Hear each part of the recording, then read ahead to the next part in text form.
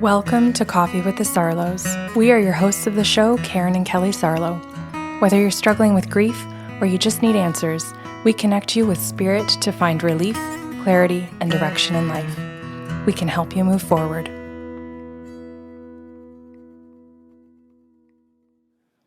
Hi, Kelly. Good morning. I had the most lovely experience the other day. I was sitting at my desk in the treatment room / my art room / my Zumba room / my yoga room. She does have a pretty big house, just so everyone knows. It's just a multi-purpose room. I just have a really favorite room because it's got a fireplace and all these big, beautiful windows from floor to ceiling looking out on nature.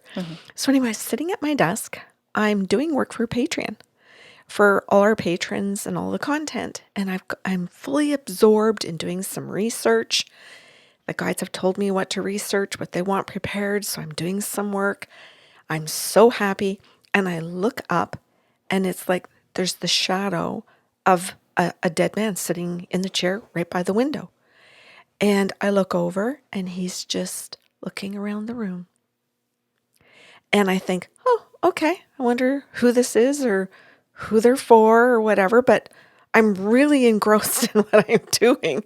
So my head just comes right back down. I go right back to my work again. Maybe, another 10 minutes goes by. I look back up again. He's sitting there. His energy is so damn good. And he's just calm, an elderly man. He's just sitting and he looks over and he just sort of nods at me. And that's it. And I'm like, oh, okay, noted. You're still there. Continue doing my research. Well, this went on for some time because I had hours of research to do and he just sat. And then finally, as I'm doing more research, and I was not near done, I look over and he's just still sitting there and he's just looking at me. He's so patient, Kelly. And I thought, oh, he's waiting to talk to me and I'm being rude. So I stopped doing my research. I stood up. I went over and sat across from him and sat in one of the other single chairs because there are 3 in that room. And I said to him, hey, I've noticed you've been sitting here patiently for some time. And he says to me, yes, that's fine. I'm not in any rush. And I said, well, are you here to talk to me? And he says, oh, yes, that's why I found your house. Like this. And I said, oh, I can sit here and listen to you. And he goes, are you done the research? And I said, no, I'm not. I said, I'm going to take a pause. I'm going to sit and visit with you for a while. And he goes, okay. He says, you're going to be meeting my family. And he says, I know you're a medium. The spirit world has told me. And he says, they told me that I could come down here and chat with you and give information and that you don't need it just during a session, that sometimes you'll take it the day before. You'll even take it in dreams. And he says, and I had a variety of ways that I could approach you to give you the information. And he says, so I took a look at your room here and all your art and all the stuff that you've got in this beautiful room, all the things that you love. And he says, and I thought, yeah, I think I want to go down and be in her room, in her house with her and sit and actually have a visit with her, as opposed to showing up in a dream or just showing up during the session. He says, I decided I wanted to have your company. And so I sat there and I said to him, well, that's lovely. I said, so I'm going to listen. And he says, oh, I know what you're going to do. He says, I've been asking the spirit world how you do this. And he says, so I know that I get to show you things and I get to what you call download and give you files. And he says, and I know that some of this stuff you're going to remember, some of it you're not. But as you get into the session, what I say to you now will be retrieved in another kind of file called your memory, which is a different file than the ones you're given during a session. And I said, that's interesting. I said, go on. And I said, I'm going to listen to you. And he says, well, you're going to meet my family. He says, it's a group session. And he goes, and they're not all in the same location. You're going to have different cameras on. And he says, they're all organizing this so that they get to talk to me. And he says, I'm quite excited to be able to speak to all of them. He says, you're only going to have the adults. They've decided no children. And he says, you're going to have a group of adults and they're going to be my children and their partners. And he said, for the most part, but guaranteed all adults. And he says, so I want to talk to you about my life. I want to tell you about my personality. He says, because these are going to be core things that they're looking for. They're not really interested in hearing that I had gray eyes and I was going to say in blue hair. I don't know where that just came from. White hair. And he says, they're just going to assume that if I'm an old man that I have white hair. And I said, okay, that's fair. And I don't want that. I don't want white hair. I want the natural color you had when you were young. So instantly he changes his hair color and shows me that his hair was dark brown. Okay, so that kind of information is great, and I file that in my memory. And he says, but I understand that you enjoy talking about personality. You like talking about who we were and how we lived our lives. And he said, so what I'm trying to do is give you my energy, because I also understand that you actually pick up my energy of who I am. And I said, yes. I said, that's true. And he said, so just sit with me for a while. Oh, Kelly, the whole room filled with peace. And he showed me in his life how right from a very young age, his temperament was very even. Like he really liked logic. He really liked and learned that you had to have patience and that you were going to be disappointed. He took for granted that there were going to be disappointments in life and prepared himself for the fact that, yes, I am, so I get to choose how I'm going to respond to it. I feel like I said a wrong word there. Absolutely. What did I just say? He took for granted. Yeah, okay, that's not what I meant. He understood. And accepted. Yeah, thank you. Didn't feel right when it came out of my... Also, did he have blue eyes? I don't think so. Okay. Oh, maybe that's why you're thinking, because I said... Gray eyes. Gray eyes, but blue hair? Not retrieving her files well today, folks. I couldn't go with yes. And then I got the reverse. Okay. Oh my God in heaven. Okay, thank you. So I appreciate your showing up to the job today. Mm-hmm. I had to keep me on my toes. So he's showing and describing and giving me all of the energy of this type of person who really consciously chooses that I'm going to choose what my moods are. I'm going to choose my response. I'm not just going to react. And if I just react, I'm going to work on how I just react by looking at what I believe about things so that my natural reactions are in alignment with how I actually want to live my life. So he talks about like how he really does this very consciously with really beautiful intention and integrity. And how, as he goes through life, he values living with integrity more and more. And it's not that he shoves down feelings. He says, I had to learn to feel my feelings. Well, that's the opposite of integrity. Pardon? You can't live with integrity and shove down feelings. Right. Yeah. It's assumed that you're feeling your feelings if you have integrity. Yes.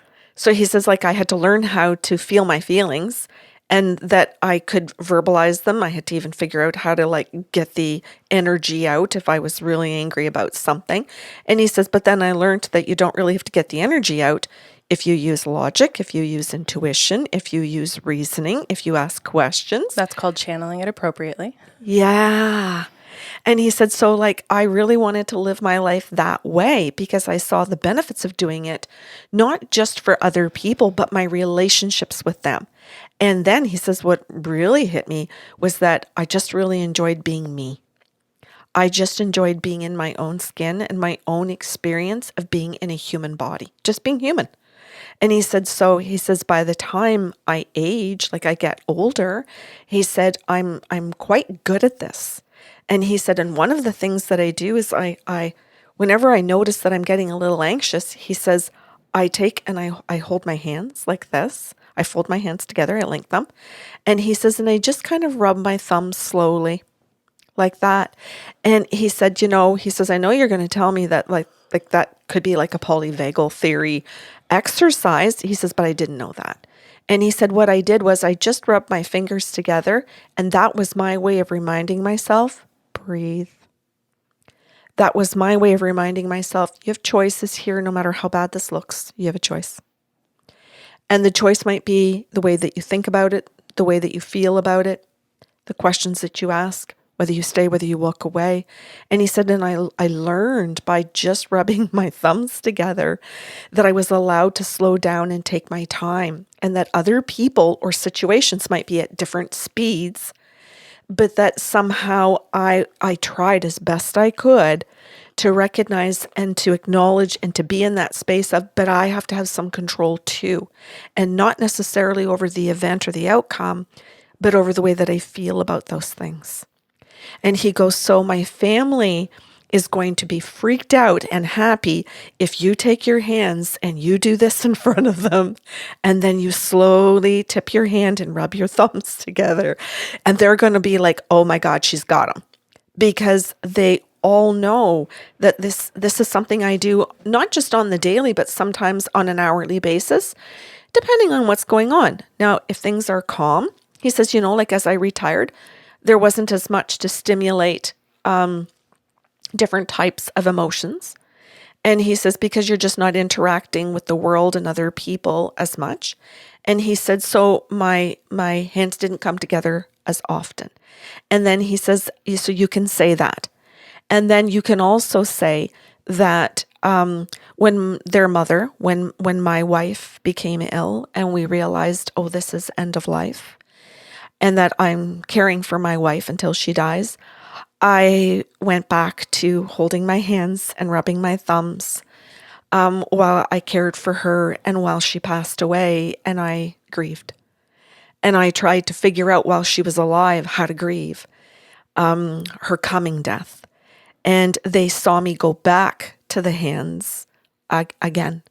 And he said, and then eventually when I died, he said, you can talk about the fact that my hands weren't together, my arms were by my side, and that my daughter and my son on either side of the bed picked up each of my arms, crossed my hands, took my fingers, shoved them together to link them, and put my thumbs together and made me, like each of my kids made me rub my thumbs, so that as I was crossing over, that I was calm and that I was in my body as I was leaving my body. Cool.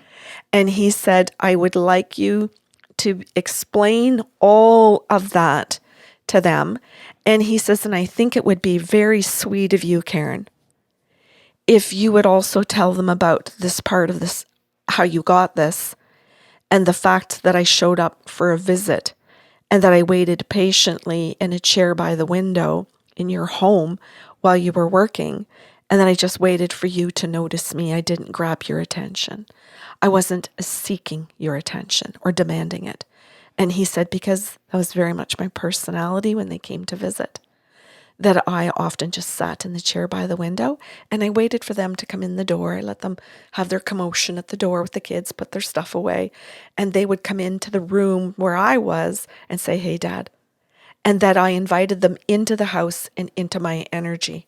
I let them move towards it. And he said, it is something that each of my children miss since I've passed. And he says, so I'd like you to tell them that I did it again to you. He says, they're going to love all of that. So I did. During the session, I did tell his whole family these things exactly the way that I'm telling you and everybody listening to the story.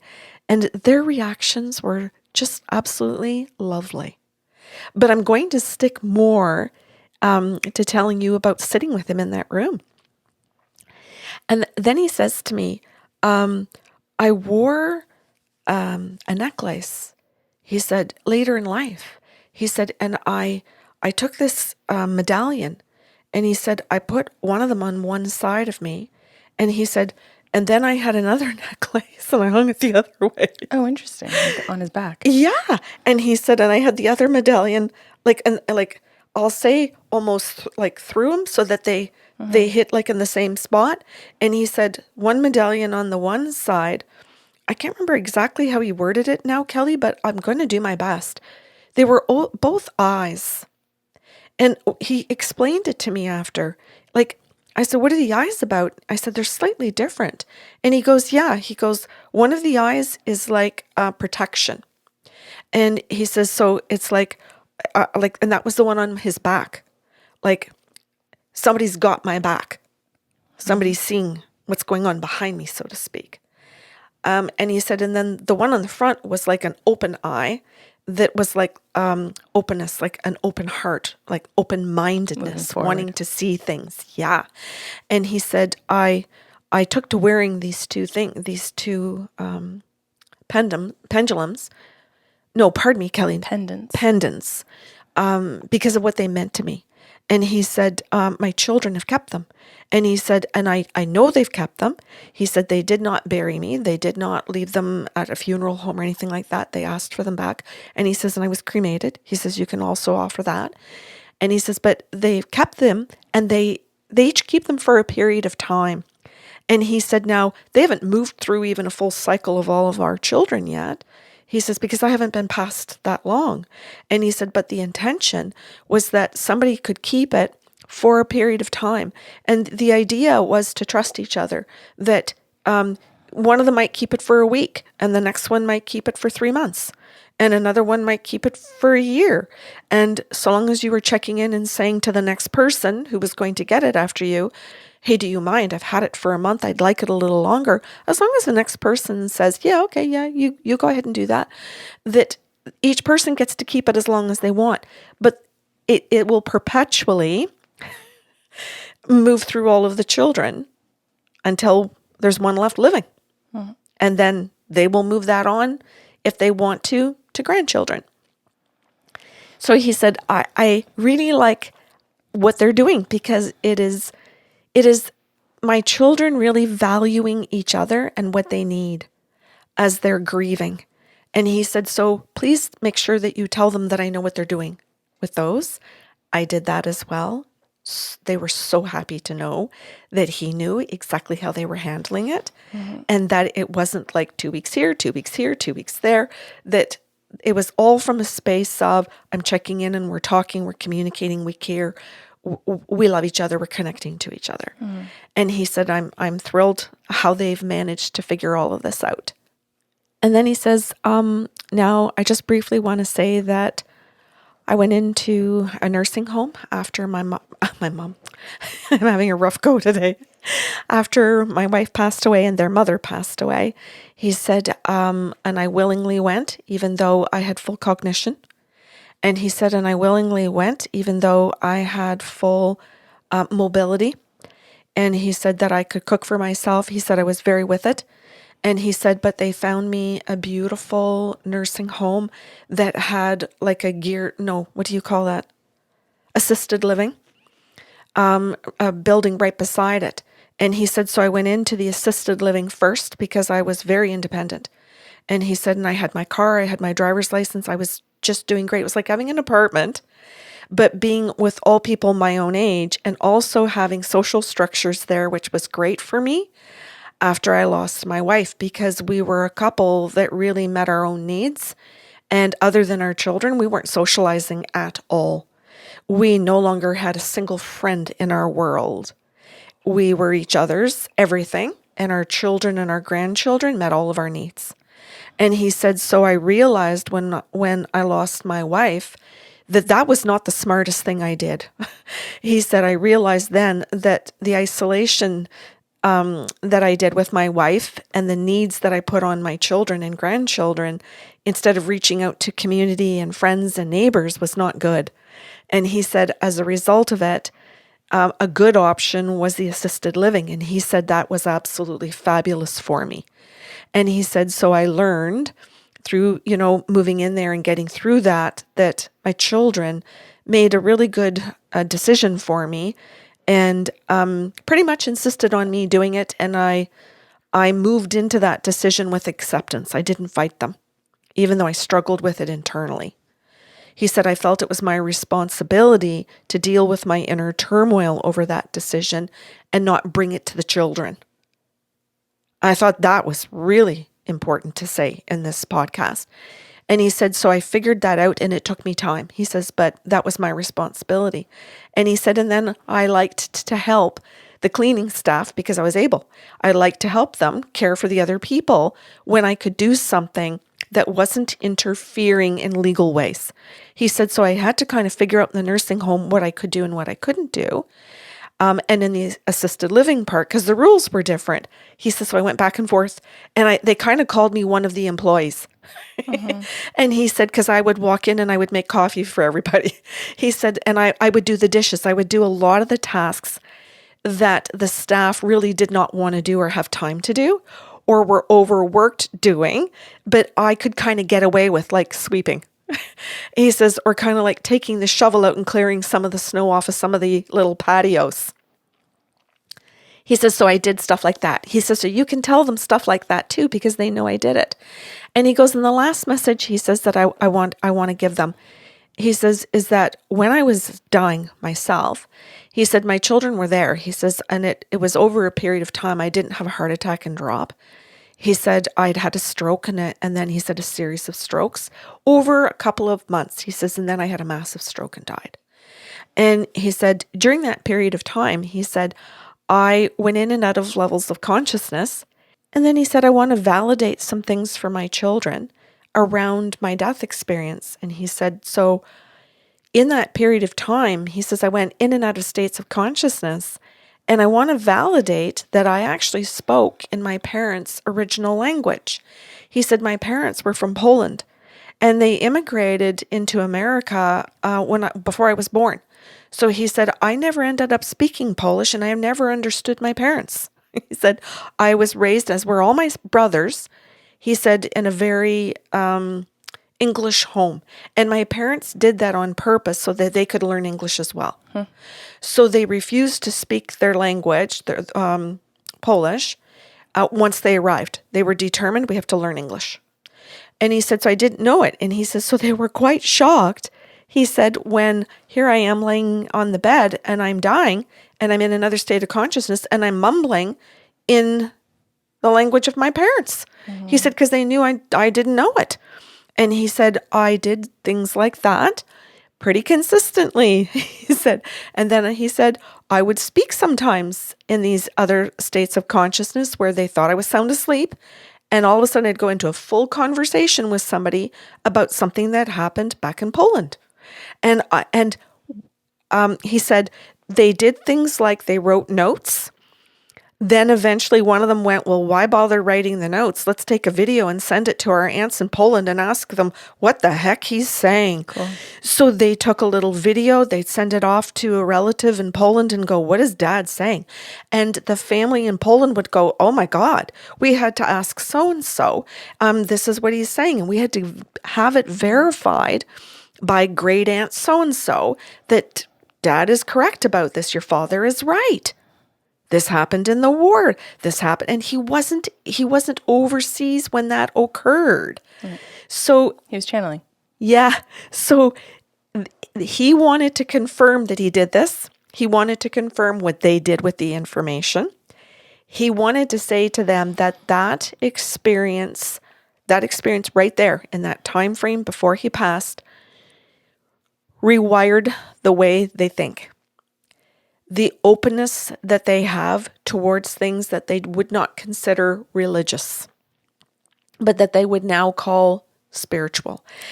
And some people might argue with that, depending on what your personal definition of religious versus spiritual is. I'm just saying that's what he said.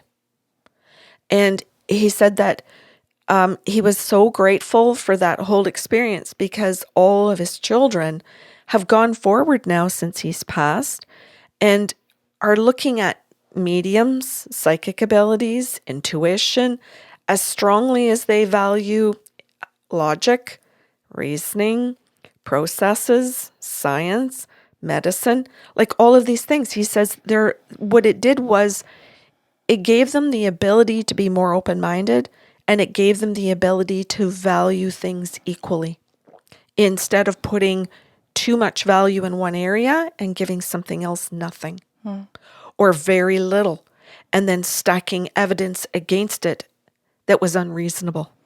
Mm-hmm. And he says there was great purpose in the way that I died And they need to hear that, because some of them struggled with the way that I died, and they didn't think that the idea of that's how you die in America was okay. And he said, so I'm trying to say to them, it was, and give them that relief. And then I said, I'm so happy to be able to give your family all of these messages for you. And I said, now, I don't know how much of this I'm going to remember accurately, so you do have to show up, right?